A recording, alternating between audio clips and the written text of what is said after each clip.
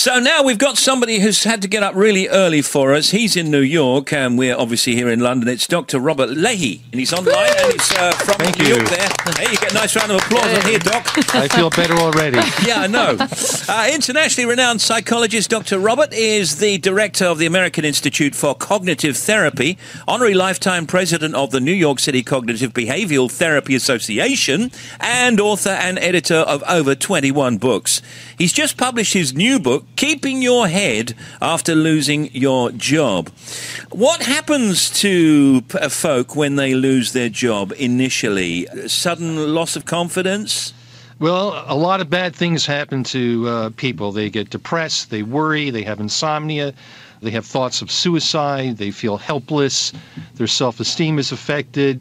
Longer-term effects, Steve, are pretty bad. In one study where they followed people for 23 years, people who have been unemployed more than a couple of times during that period, they were 2.5 times more likely to have died. So in other words, the rate of mortality was 250% higher for men. Really? You have increases of cardiovascular disease, increase of alcohol abuse, increased smoking, physical health.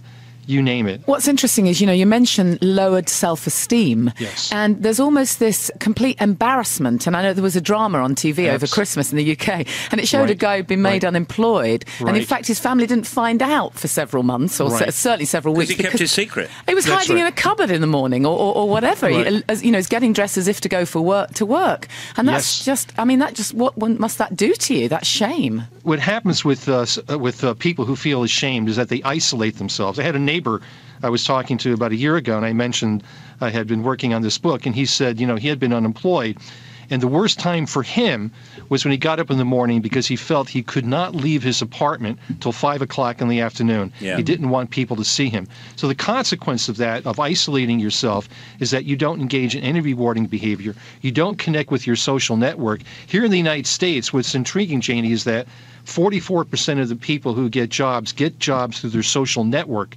If you're isolating yourself, how do you get a job through a social network? How then can you help somebody who's recently become unemployed? How can you motivate somebody who's recently become unemployed? And what can an unemployed person learn from it?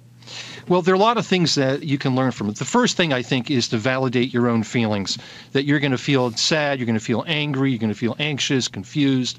These are human feelings that, just simply saying to somebody who's unemployed. So you accept those and then move on? Right. Validate your feelings. You're a human being. But then ask yourself, how long do you want to feel stuck in that feeling?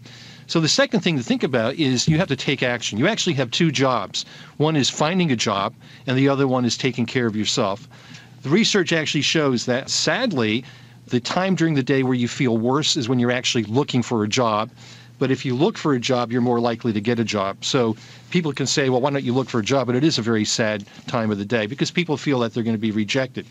Having said that, you need to schedule every hour of the day, if you can, with activities. Some of them can be related to your job search, your social network, getting involved in volunteer work, looking at, acquiring new skills, if that seems relevant. And I think for a lot of people, that might be a very empowering thing. Exercise. A lot of people who are unemployed seem to become quite passive and overeat and overdrink. There are a lot of things that you can do. One way of thinking about it, Steve, is that you can think about the time in between the last job and the next job as a time where you have plenty of time. You have time to do things that you didn't have time to do when you were working 40 hours a week. So you can exercise, you can take a bike ride, turn yourself into a tourist in your own town, go to the free museums or go to the library or watch some films or spend some time with your kids. I think sometimes people think that unemployment has to be all bad. At time of recording this interview, Doctor got up very early for us, something like 7 in the morning. So there you are in the BBC studio in New York. Are you going to go out for breakfast now? I already had breakfast. I got up at 5:30. Oh, my goodness, why? Steve, you're worth it. You're worth it, Steve. He's got a work ethic. That's a good work ethic, getting up at 5:30. You don't do that every day, though, do you? I get up at 6:30. Oh, my God, that's not quite right. Here in the United States, we say that you work like a dog. In Europe, they say he works like an American. Yeah. The new book, Keeping Your Head After Losing Your Job, is out now. And thank you very much, Dr. Robert Leahy. Thank you, Steve. I got that name right again, didn't I? You're doing very well, Steve. I'm very proud of you. Thank you, Doctor. Thank you. See you. Ta-ra, bye-bye. Thank you very much.